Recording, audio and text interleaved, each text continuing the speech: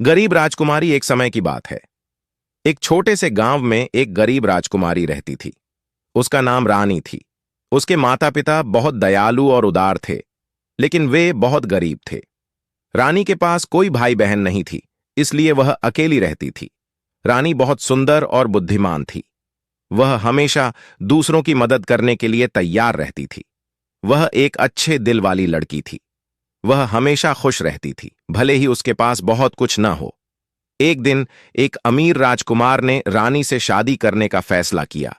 वह रानी की सुंदरता और दयालुता से मोहित हो गया था। उसने रानी के पिता से उसका हाथ मांगा। रानी के पिता राजकुमार के साथ शादी करने के लिए सहमत हो गए। राजकुमार और रानी की शादी बहुत धूमधाम से हुई। रानी अपनी नई जिंदगी से बहुत खुश थी। वह एक बड़ी और आलीशान महल में रहती थी। उसके पास बहुत सारी अच्छी चीजें थीं। लेकिन रानी को जल्द ही पता चला कि राजकुमार एक स्वार्थी और क्रूर आदमी था।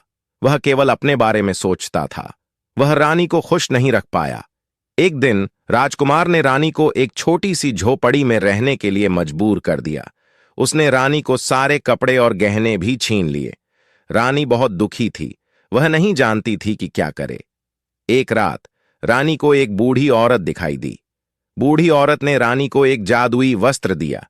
उसने रानी से कहा कि वह इस वस्त्र को पहनकर किसी भी जगह जा सकती है। रानी ने जादुई वस्त्र पहना और अपने गांव लौट गई। वह अपने पिता और दोस्तों के साथ रहने लगी। वह बहुत खुश थी। एक दिन रानी के पिता की मृत्यु हो गई। रानी को गांव की राजकुमारी बनना पड़ा। वह एक दयालु और उदार शासक थी। उसने अपने लोगों को खुश रखने के लिए बहुत कुछ किया।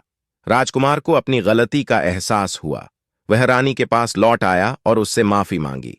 रानी ने उसे माफ कर दिया और उससे शादी कर ली। राजकुमार और रानी एक साथ बहुत खुशी खुशी रहने लगे। वे एक दूसरे से बहुत प्यार करते थे। शिक्षा। इस कहानी से हमें यह शिक्षा मिलती है कि धन और शक्ति से खुशी नहीं मिलती। असली खुशी दयालुता और उदारता से मिलती है। नैतिक दयालुता और उदारता हमेशा जीतती है।